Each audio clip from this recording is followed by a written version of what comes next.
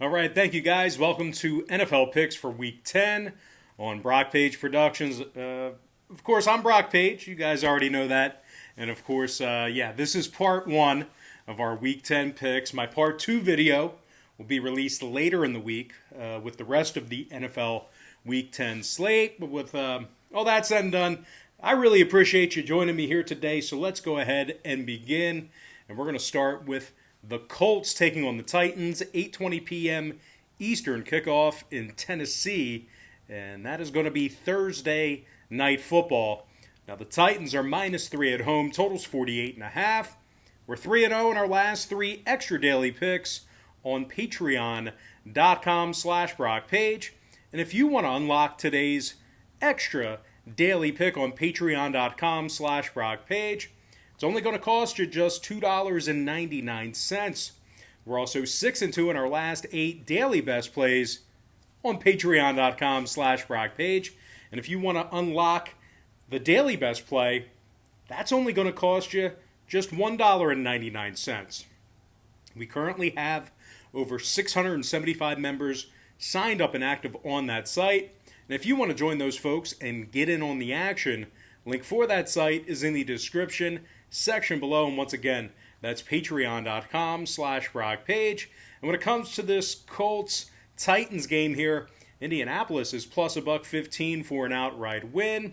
Now, the Colts have won 2 out of their last 3. 72 total points they scored in those victories. Indy's averaging 26 points a game on the road, and they rank in the top 10 in offensive time of possession when traveling. Phillip Rivers is completing nearly 70% of his passes this season, and he's thrown for nearly 1,200 yards. He currently has 5 different skill players with over 200 yards receiving. Phillip's doing a really nice job spreading the ball around. You know, really, if you think about it, kind of tough to game plan for a guy who'll just throw it to anybody or throw it to the hot dog vendor in the front row. But anyway, the Colts are also rushing for over 100 yards a game. 8 total rushing touchdowns for Indianapolis. But really, when it comes to this Indy ball club, the real story's been this stifling defense. Top 3 in fewest points allowed, top 3 in fewest yards allowed per play. The Colts currently have 20 sacks on the season and 11 interceptions.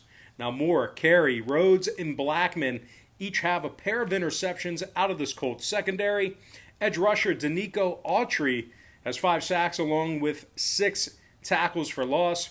And linebacker Darius Leonard currently leads this Indy defense with 51 total tackles, along with a sack and 5 tackles for loss. Now the Colts are in the top 3 in the league in fewest pass yards allowed per contest. They're also in the top 3 in fewest rush yards allowed per contest as well. So these guys have been excellent on defense and pretty good on offense too. Good enough. Now, Indy's also won 7 out of their last 8 ball games at Nissan Stadium, so doing very well at Tennessee. Now, keep an eye on T.Y. Hilton and Jack Doyle. Both offensive skill players are listed as questionable for tomorrow night. Meanwhile, for the Titans, Kelly, Clowney, Humphreys, Milton, and Davis may not play for the Titans. And speaking of the Titans, they've really struggled to cover the point spread this season. They failed to cover the number in 2 out of their last 3 ball games. The Tennessee defense is also allowing over 270 yards a game through the air and nearly $120 a game on the ground. Now, the Titans have successfully covered the number in just 3 out of their 8 contests this season. So like I just said earlier, these guys really not doing a great job against the point spread this year.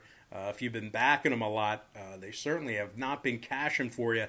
They do currently rank in the top 10 in the league in most pass yards allowed at home. That's certainly not a good statistic, a good stat that you want to rank in the top 10 for. Now, total-wise, 6 out of Tennessee's last 7 outings got over the posted number. They're also 4-1 to the over at Nissan Stadium this season.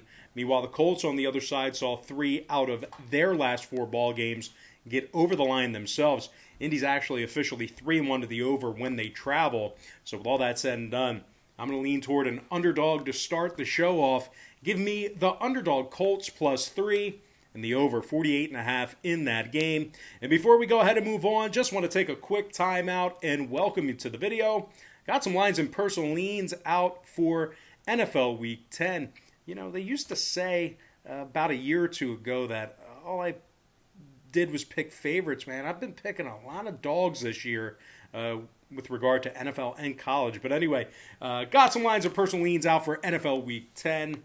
But before we dive into some more free content here on YouTube, just got to quickly remind you once again that we are 3-0 in our last 3 extra daily picks on patreon.com/BrockPage.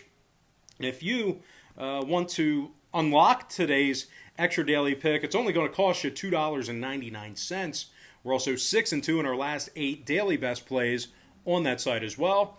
And if you want to unlock today's daily best play, that's only going to cost you $1.99. Now, we currently have over 675 members signed up and active on that site. And if you want to join those folks and get in on the action, link for that site is in the description section below. And once again, that's patreon.com/BrockPage. And moving on, we're going to take a look at Texans-Browns, 1 p.m. Eastern kickoff this Sunday. The Browns are -3 at home, totals 50 and a hook. The Texans are